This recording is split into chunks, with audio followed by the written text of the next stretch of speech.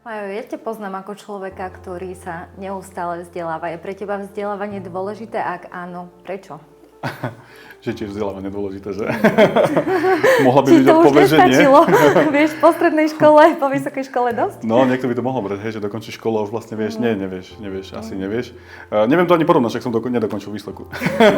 Ale ja som bol stále ten taký praktický na vzdelávanie, že veľmi rád som počúval. Tak vieš, tých 10 rokov dozadu, no nebolo toľko kontentu. Podľa mňa dnes je to brutál dobré, ako dnes koľko podcastov kvalitných, koľko proste YouTubeov a všetkých tých vlogov, však aha, snažíme sa tiež tu niečo odovzdať a takýchto je kopa, čo nebolo 10 rokov dozadu. Takže ono, týmto spôsobom to ide a aj tá efektivita toho učenia brutálne rastie. Však máme tu ChatGPT, ktoré ti proste knihu zosumarizuje a vieš, ako urobí ti z 200 stranovej knihy, ti urobí nejaký výcuc na 2 A4 a ešte ti to prečíta. Proste, no kedy bolo vzdelávanie akože ľahšie, ako dnes. Či je dôležité? Určite áno a že akým spôsobom, no jak vravím, stále nejaká stará dobrá klasika, proste knihy, ktoré ja sa nedefinujem ako nejaký knihomol, to absolútne práve, že ja som nikdy neprečítal celú knihu, ani raz, ani jednu, nikdy. Ja neviem, či možno Šlabikár v prvom ročníku, ale ja si vždy tak vyťahnem práve tie nadpisy. Veď to poznáš ešte aj z blogov, keď sa snažíme tvoriť. Vieš, na čo ja stále pozerám? Na nadpisy, hej? Lebo ja si myslím, že ľudia vzhľadom na to, že ak rýchlo dneska scrollujeme, pozeráme, rýchlo tie informácie plynú, tak treba potom pozerať aj na ten marketing firmy a aj na marketing vôbec nejakého produktu. Aj my tie blogy, že áno, ten content tam máš, lebo SEO, lebo proste organika, lebo ten content tam musí byť. Ale myslím si, že každý nejaký, že trošku časovo vyťažený človek, alebo taký, ktorý chce nasať veľa informácií naraz, ako ja, tak my veľmi scrollujeme, veľmi rýchlo prečítam nadpisy, kľúčové informácie. Keď ma niečo zachytí, určite sa tomu venujem hlbšie. Zase dnes podcasty, GPT a podobné, kde ti tú informáciu dá bližšie. Ale stará dobrá kniha proste není o čom, hej. Ja mám zo pár obľúbených, akože je ich viac, väčšina je naozaj o tom líderstve. Z pohľadu foundera myslím, že nemá význam sa vzdelávať spôsobom úplne do nejakých technikálií a tak. Nie, že by to bolo na škodu, to vôbec nie, ja sám viem programovať, aj keď už sa dnes nepasujem za programátora, asi by som už veľa nenakodil. Ale akože dobre to vedieť ako nejaký skill, lebo potom sa ti to dobre nejak aj manažuje. Občas to treba aj manažovať.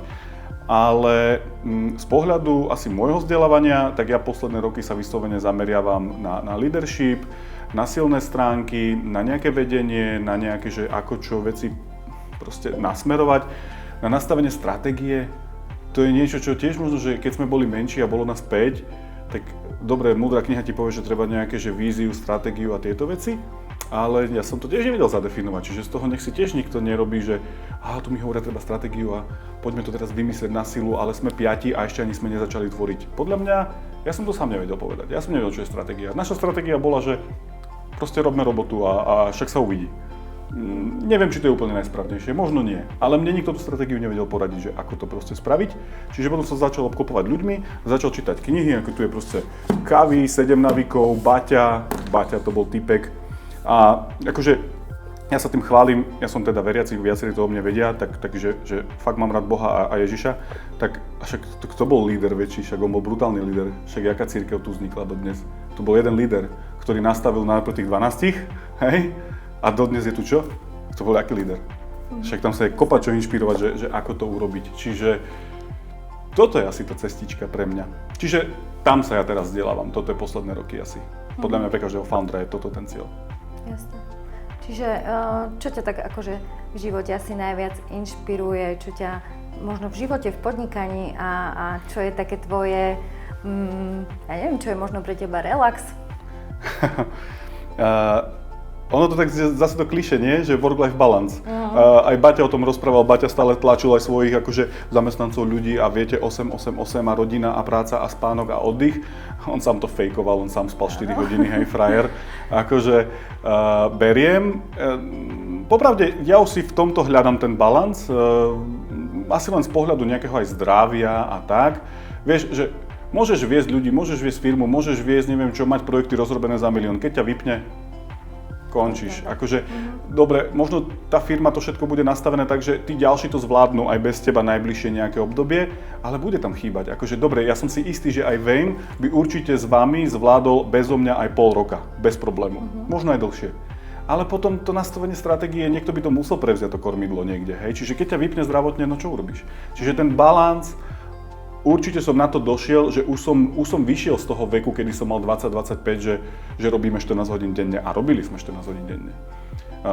Ale už to muselo prejsť proste potom, že áno, aj hobby, áno, dnes aj rodina, proste deti nám rastú, čiže nezanedbávajte to, určite nikto neodporúčam, pretože inakže domáce prostredie vidím a mnohokrát sa to potvrdilo, extrémne sa prenáša do práce.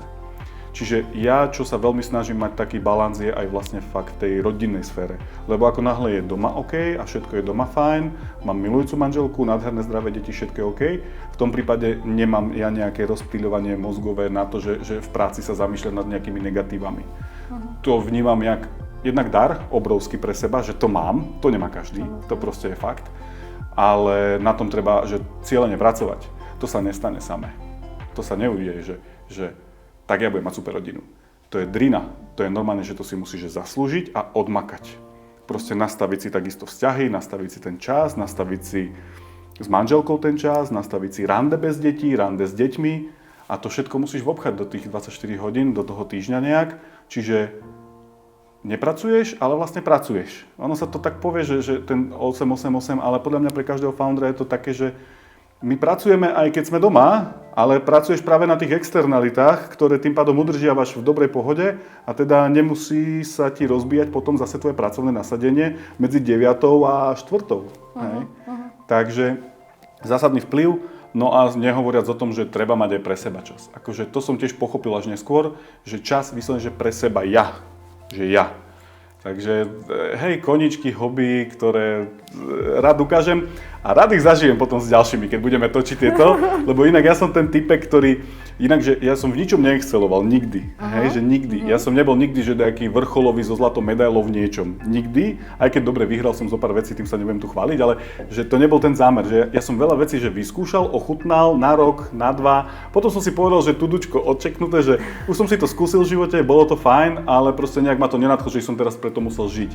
Ale je zo pár vecí, pre ktoré akože ti ostanú, hej, čo u mňa teda sú kone, jazdenie, dneska sa tam stretneme a popri tom mi ešte, no také hobby, no akože streľba, hej, mi ostala, čiže som taký, že rád strieľam, akože športovo teda, nie som poľovník a to je také akože zaujímavé kombo, hej, také iné, ale to ma tak naplňa a to je ten čas môj.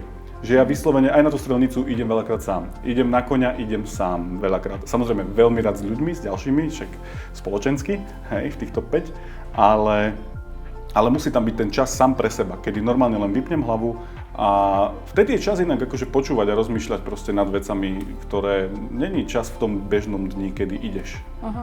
Ja si osobne myslím, že asi veľa ľudí toto o tebe ani vôbec netušilo a chceme to vidieť. Poďme na to. Poďme na to.